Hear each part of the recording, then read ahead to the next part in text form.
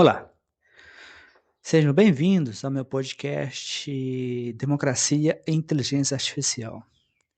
Neste podcast, nós vamos explorar várias angulações no que tange algoritmos, inteligência artificial e como isso afeta o sistema democrático. Nós temos um objetivo, por exemplo, de focar em desinformação, como que a religião, por exemplo, deve ser usada de forma instrumentalizada dentro do contexto da inteligência artificial. E nós vamos também falar sobre a ameaça da democracia no mundo inteiro usando a inteligência artificial. Então, o podcast tem como esse objetivo.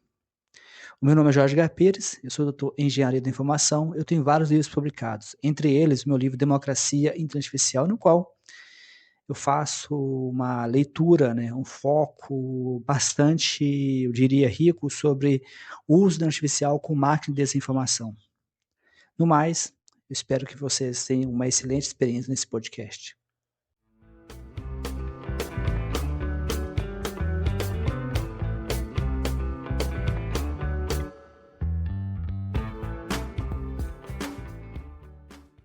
Olá e bem-vindo. Hoje a gente vai mergulhar numa entrevista recente e, olha, bastante reveladora com o Barack Obama, e o ponto de partida é francamente chocante. Uma imagem que foi compartilhada pelo Donald Trump mostrando o rosto do Obama no corpo de um macaco.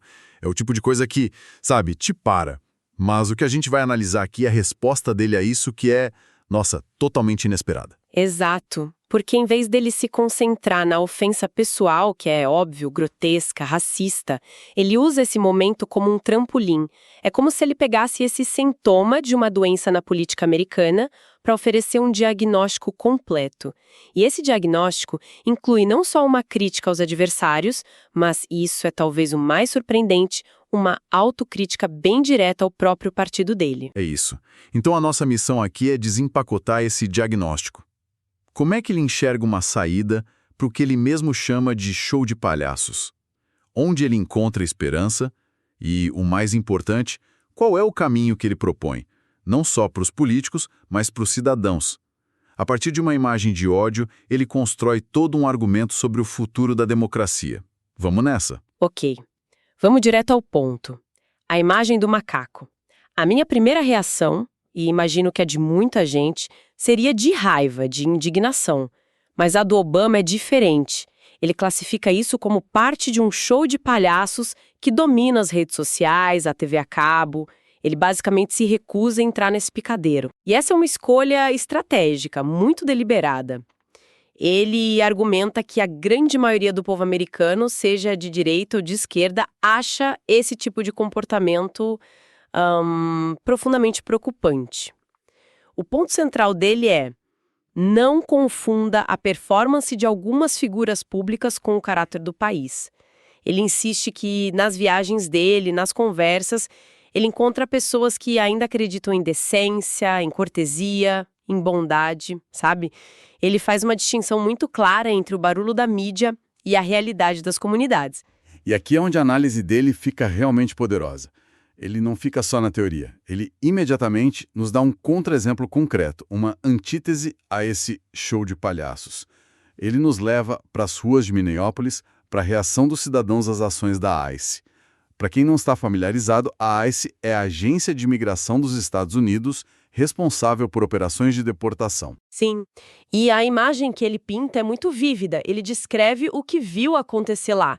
Vizinhos se organizando para comprar comida uns para os outros, professores formando tipo uma barreira humana para proteger seus alunos e as famílias, protestos pacíficos, organizados no meio de um frio congelante. Ele não minimiza a gravidade das ações dos agentes federais, que ele descreve como perigosas e desonestas. Ele chega a mencionar táticas como usar crianças de 5 anos para atrair os pais para fora de casa, ou usar gás lacrimogênio contra multidões pacíficas. Coisas que, como ele mesmo diz, a gente costumava associar a regimes autoritários, não a uma cidade americana. Exatamente. Mas o foco dele não está na brutalidade do ato em si. O foco está na extraordinária mobilização da comunidade em resposta a ele.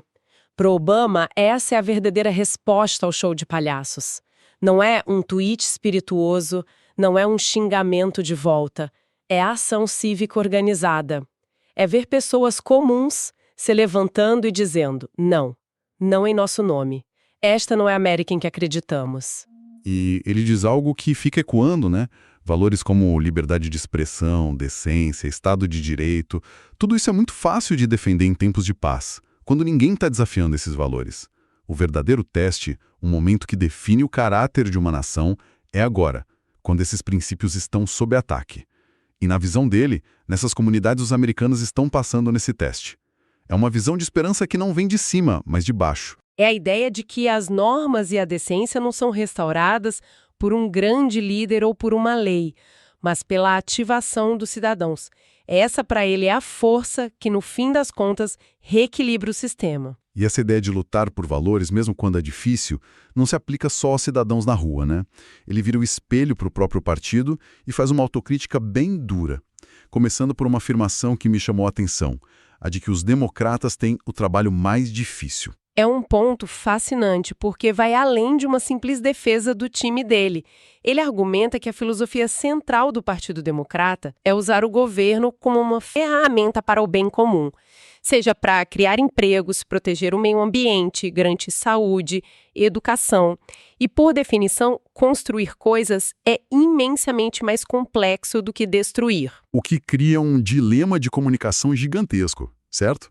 É muito mais fácil e tem muito mais impacto fazer uma campanha dizendo vamos cortar as regulamentações que te atrapalham do que tentar explicar os detalhes de uma lei de saúde de 900 páginas, que vai levar anos para mostrar todos os resultados. Perfeitamente. Construir algo como o Affordable Care Act, a lei de saúde dele, exigiu anos de negociação, concessões, alinhar interesses conflitantes, criar uma maioria. É um trabalho de engenharia política. Já do outro lado, segundo o argumento dele, a principal conquista legislativa republicana em anos foi um corte de impostos. O resto, em grande parte, foi focado em desfazer regras, em desmontar estruturas. É uma tarefa inerentemente mais simples. A mensagem dele para os democratas é: não se desencorajem, o trabalho de vocês é mais difícil porque o objetivo de vocês é mais ambicioso. Só que ele não para no elogio. Ele diz que, justamente por acreditarem nas instituições, os democratas às vezes se apegam a tradições que na prática sabotam seus próprios objetivos. É aqui que ele critica diretamente duas práticas, o filibuster e o gerrymandering. E vale a pena a gente explicar rapidamente o que são essas duas coisas, porque elas são centrais para entender os impasses em Washington.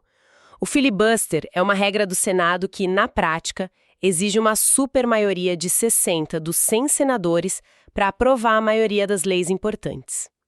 Isso permite que uma minoria de 41 senadores bloqueie absolutamente tudo. E o gerrymandering é basicamente a manipulação dos mapas dos distritos eleitorais.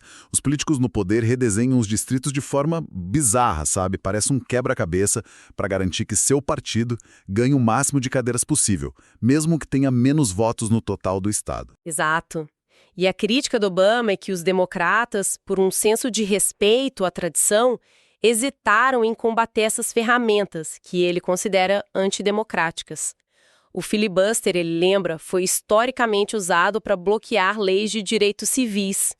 E aí entra a questão complicada, né? Como um partido que valoriza as regras luta contra um oponente que parece não se importar com elas. É um beco sem saída. Se você joga pelas regras e o outro lado não, você perde. Mas o Obama adverte: se lutarmos da mesma forma que eles, perdemos aquilo pelo qual estamos lutando.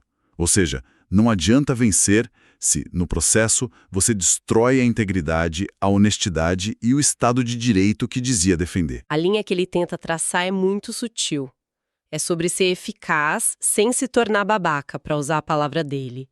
Não ser ingênuo ou, sei lá, trouxa, mas também não abandonar seus princípios. A solução não é se apegar a uma tradição só porque ela sempre esteve aí. A pergunta deve ser: essa tradição ainda serve ao propósito da democracia? Se a resposta for não, como no caso do filibuster, ela precisa ser reformada. Ele até dá um exemplo positivo. Na Califórnia, em vez de os democratas fazerem seu próprio gerrymandering para combater o dos republicanos, a sociedade civil se mobilizou por um referendo que criou uma comissão independente para desenhar mapas justos. Ou seja, a resposta foi fortalecer a democracia, não copiar a tática do adversário. É ser estratégico sem ser cínico. É exatamente essa distinção.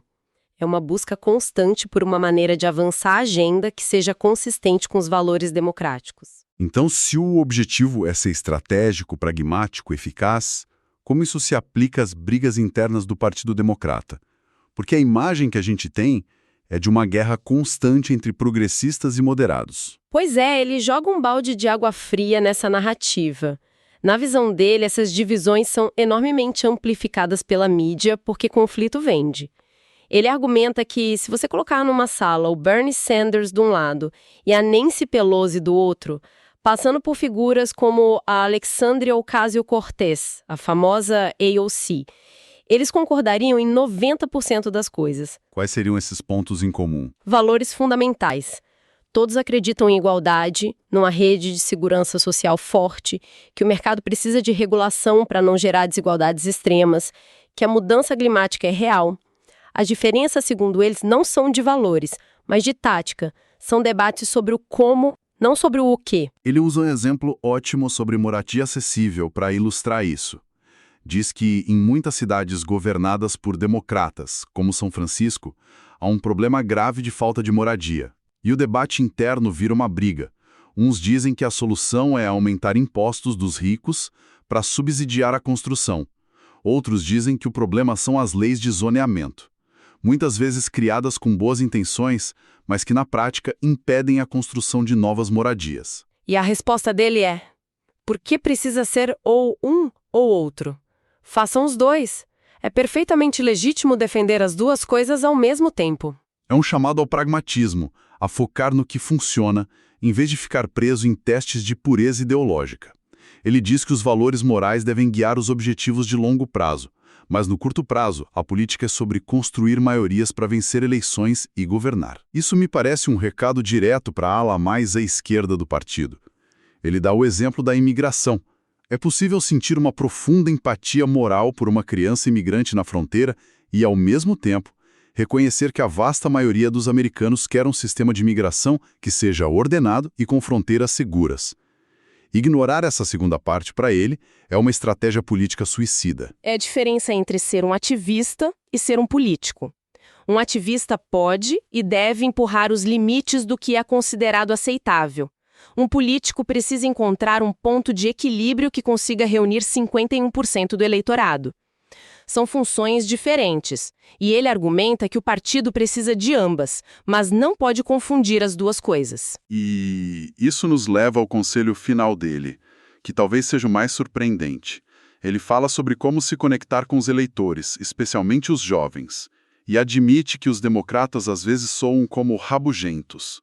Ele diz que o partido se envolve demais em sinalização de virtude, em policiar a linguagem uns dos outros, e que isso acaba afastando as pessoas. Ele faz uma autocrítica direta. A campanha dele em 2008, ele diz, tinha um elemento de alegria que se perdeu. E para explicar o que é essa alegria, ele usa uma metáfora que é simplesmente perfeita. O show do Bad Bunny no intervalo do Super Bowl, ele diz, aquilo não estava pregando, estava mostrando.